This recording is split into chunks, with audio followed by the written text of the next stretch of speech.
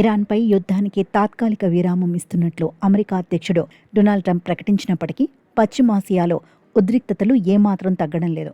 ఓవైపు యుద్ధం ముగించే విషయంపై చర్చలు కొనసాగుతున్నాయని అమెరికా అధ్యక్షుడు డొనాల్డ్ ట్రంప్ పేర్కొంటుండగా, మరోవైపు ఇరాన్ అధికారుల నుంచి వస్తున్న వ్యాఖ్యలు అందుకు భిన్నంగా ఉన్నాయి. అమెరికా, ఇజ్రాయెల్ చేసిన దురాక్రమణకు వారు పశ్చాత్తాప పడే వరకు తమ ప్రతీకార దాడులు కొనసాగుతూనే ఉంటాయని తాజాగా ఇరాన్ విదేశాంగ మంత్రి అబ్బాస్ అరాగ్చి పేర్కొన్నారు. ప్రస్తుత పరిస్థితులపై చైనా విదేశాంగ మంత్రి వాంగ్ యీతో ఆయన చర్చించారు. ఈ క్రమంలోనే అరాగ్చి అమెరికా, ఇజ్రాయెళ్లకు స్ట్రాంగ్ వార్నింగ్ ఇచ్చారు.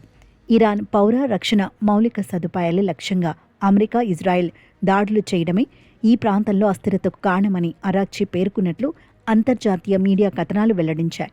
తమ లక్ష్యాలన్నీ నెరవేరి హింసాత్మక దురాక్రమణకు పాల్పడినందుకు గాను శత్రువులు పశ్చాత్తాప పడే వరకు ప్రతీకార దాడులు కొనసాగిస్తామని అరాగ్చి తేల్చి చెప్పారు. తమ దేశ సార్వభౌమత్వాన్ని, ప్రాదేశిక సమగ్రతను కాపాడుకోవడం తమ మొదటి ప్రాధాన్యమని స్పష్టం చేశారు. హెర్ముజ్ జలసంధిని మూసివేయడంతో సహా తాము తీసుకున్న చర్యలన్నీ అంతర్జాతీయ చట్టాలకు అనుగుణంగానే ఉన్నాయని ఇరాన్ విదేశాంగ మంత్రి గుర్తు చేశారు. మరోవైపు అమెరికా, ఇరాన్ మధ్య దౌత్య చర్చలకు అడుగులు పడుతుండగా కీలక పరిణామం చోటు చేసుకుంది. ఇరాన్ విదేశాంగ మంత్రి అబ్బాస్ అరాగ్చీతో పాటు పార్లమెంట్ స్పీకర్ మహమ్మద్ బాగేర్ గాలిబఫ్కు అమెరికా, ఇజ్రాయెల్ తాత్కాలిక రక్షణ కల్పించాయి.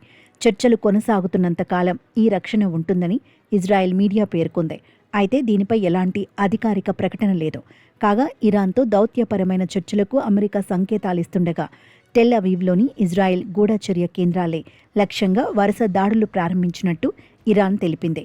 ఇరాన్లో ప్రముఖ వ్యక్తులతో తమ చర్చలు కొనసాగుతున్నాయని, ఇది పాలనాపరమైన మార్పుకు సంకేతమని అమెరికా అధ్యక్షుడు ట్రంప్ పేర్కొన్న తరుణంలో ఇరాన్ దాడులను తీవ్రతరం చేయడంతో పశ్చిమాసియాలో మరోసారి ఉద్రిక్త వాతావరణం నెలకొంది.